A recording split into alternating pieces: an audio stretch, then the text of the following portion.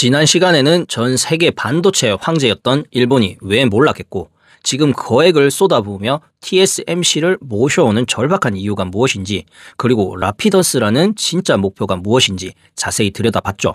자, 그렇다면 일본이 과거부터 지금까지 유일하게 놓치지 않고 세계 최강의 지위를 유지했던 그 핵심 무기, 바로 반도체를 만드는 데 필요한 재료와 도구, 즉 소재, 부품, 장비, 소부장이 있는데요. 이 일본의 마지막 자존심이자 절대적인 무기가 2019년 여름 우리나라를 향해 가장 치명적인 칼날을 겨누었습니다. 전 세계가 우리나라 반도체가 몇 달 안에 멈출 것이라고 예측했던 절망적인 상황. 하지만 우리나라가 이 위기를 어떻게 극복하고 오히려 더 강력한 기술 독립국가로 거듭날 수 있었는지, 그 숨겨진 영웅들의 드라마를 지금부터 시작합니다. 이 이야기는 단순한 위기 극복이 아닌 새로운 기술 패권 시리즈의 서막입니다. 자, 여러분, 2019년 7월로 시간을 되돌려 볼까요? 어느 날 갑자기 일본 정부가 우리나라를 상대로 수출 규제라는 선전포고를 했습니다. 그 칼이 겨눈 곳은 다름 아닌 우리나라의 경제의 심장, 바로 반도체 산업이었어요.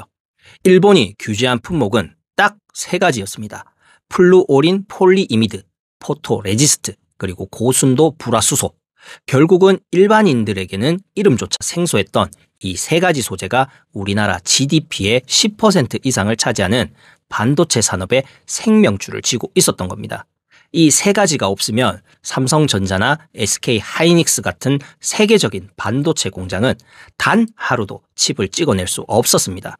이 3가지 소재는 반도체 웨이퍼 위에 아주 정교한 회로를 새기거나 세척하는 데 없어서는 안 될 핵심 재료였어요.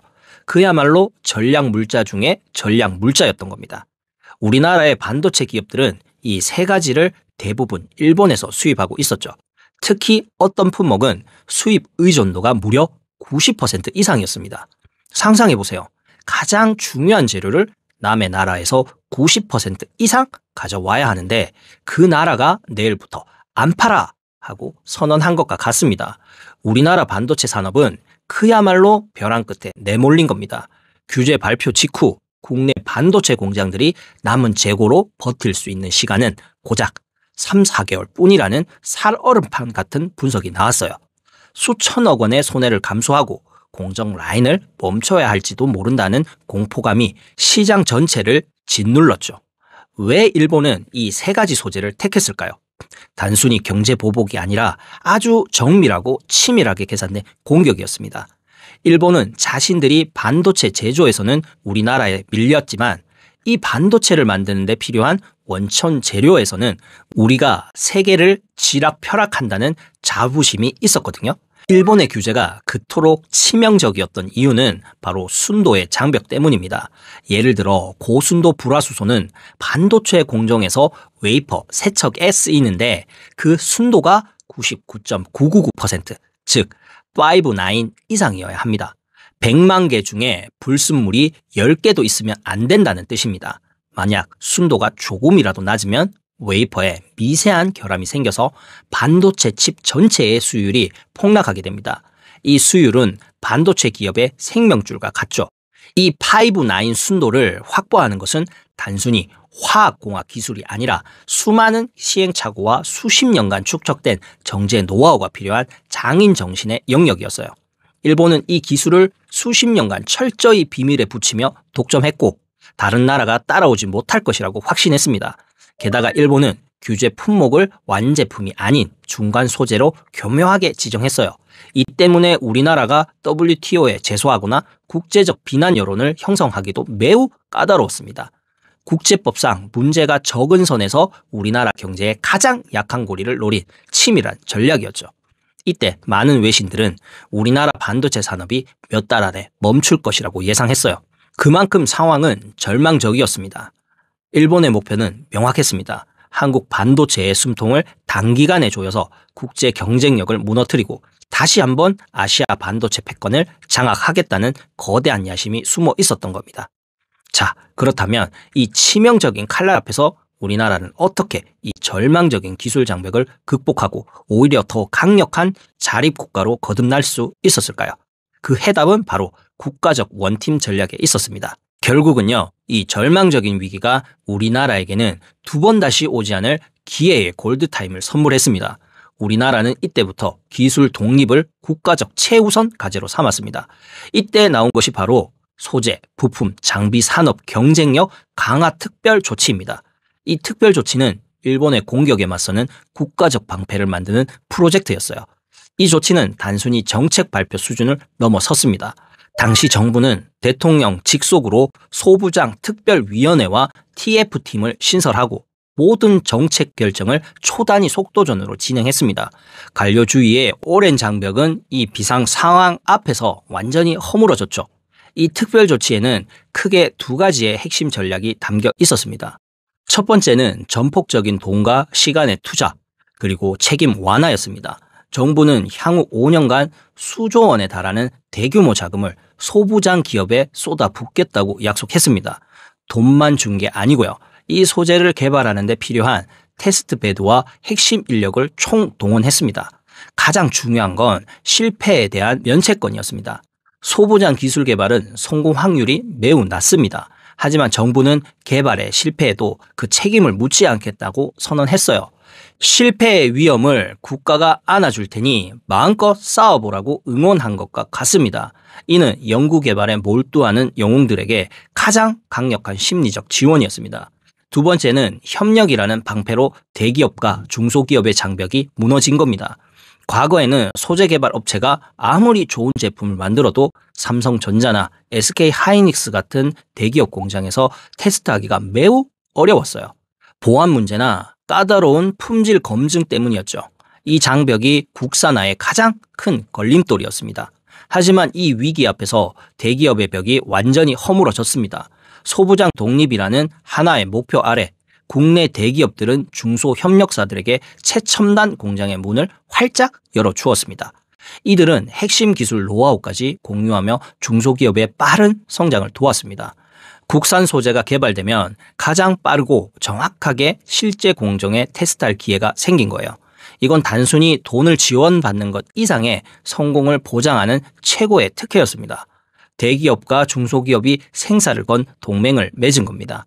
이 협력이라는 드라마는 현장에서 가장 뜨겁고 절박하게 펼쳐졌습니다. 고순도 불화수소 같은 화학물질은 공정 라인에 잘못 투입되는 순간 수천억 원의 반도체 웨이퍼 전체를 망가뜨릴 위험이 있습니다. 평소라면 중소기업이 개발한 시제품을 대기업 라인에 넣는 건 상상도 할 수 없는 일이었죠. 하지만 2019년의 위기는 이런 원칙을 잠시 내려놓게 했습니다. 국내 대기업 엔지니어들은 중소기업 개발진과 밤낮 없이 붙어서 극비리의 테스트를 진행했어요. 이들은 공정 매뉴얼을 깨고 방호복을 입은 채 현장에서 작은 오차 하나까지 잡아내기 위해 치열하게 협력했습니다. 우리가 아니면 대한민국 반도체가 멈춘다는 절박한 사명감이 이들을 움직였습니다. 특히 불화수소 개발에 매달린 국내 연구진들은 수개월 동안 공장 숙직실에서 숙식하며 개발에 매달렸습니다. 외부와의 연락도 끊고 오직 순도 99.999%라는 목표만을 향해 달렸죠. 이들은 수백 번의 실패를 거듭했지만 일본의 의존도를 끊어내겠다는 강력한 진념으로 포기하지 않았습니다. 이 전폭적인 신뢰와 공동의 목표 덕분에 마침내 기적이 일어나기 시작했습니다. 그 중심에는 가장 의존도가 높았던 고순도 불화수소가 있었죠. 일본의 수출 규제가 시작된 지 1년이 채 안 되어서 우리나라 기업들은 일본산을 대체할 수 있는 고순도 불화수소의 양산에 성공했습니다. 국산화에 성공한 불화수소는 삼성전자와 SK하이닉스 공정에 바로 투입되었고 품질도 일본산에 뒤지지 않았습니다. 국산화 성공 소식에 당시 연구원들이 공장 한복판에서 서로 얼싸안고 환호했던 극적인 순간은 이 프로젝트의 상징이 되었죠. 이들이 확보한 기술력은 단순한 상업적 성과가 아니라 국가적 기술 안보에 기여했음을 공식적으로 인정받았습니다. 결국 일본산 의존도는 빠르게 줄어들었습니다. 2019년 7월에 90%가 넘던 의존도가 2021년에는 거의 0% 가까운 수준으로 떨어졌어요. 이는 단순히 숫자의 변화가 아니라 국가적 기술 독립을 선언한 역사적 사건이었습니다. 시간을 돈으로 샀던 일본처럼 우리나라는 원팀 협력과 열정으로 시간을 압축해버린 겁니다. 물론 모든 품목이 불화수소처럼 완벽하게 100% 자립에 성공한 것은 아닙니다. 또 다른 규제 품목인 플루오린 폴리이미드와 포토레지스트 역시 국산화 비율이 비약적으로 상승했습니다. 하지만 EUV 노광 공정에 쓰이는 첨단 포토레지스트처럼 기술 난이도가 극도로 높은 분야는 여전히 국내 기업들의 현재 진행형 도전이 이어지고 있습니다. 이 분야는 일본 기업들이 수십 년간 쌓아온 기술적 우위를 따라잡기 위해 수많은 연구 인력과 자금이 투입되고 있죠. 이러한 끝없는 도전은 우리나라의 소부장 자립이 단순한 단기 대응이 아니라 장기적인 기술 전쟁의 시작임을 보여줍니다. 자, 그렇다면 이 소부장 자립이라는 엔진은 단순한 위기 극복을 넘어 우리나라 반도체에 어떤 진정한 힘을 심어 주었을까요? 그리고 이 성공은 글로벌 반도체 시장에 어떤 메시지를 던졌을까요? 결국은요, 소부장 독립은 우리나라 반도체의 자립이라는 강력한 엔진을 장착해 주었습니다. 이 자립 엔진은 우리 경제와 미래 기술 패권에 세 가지 중요한 패러다임 변화를 가져왔어요. 첫 번째 변화는 글로벌 공급망 재편의 주도권 확보입니다. 2019년 일본이 소재를 무기화했을 때 전 세계는 충격을 받았습니다. 설계도, 제조도 잘하는 대한민국이 재료 때문에 멈출 수 있다는 현실을 목격했기 때문이죠. 이 사건 이후 미국, 유럽, 심지어 대만까지도 자국의 소부장 공급망 확보를 국가 안보 문제로 인식하고 막대한 투자를 시작했습니다.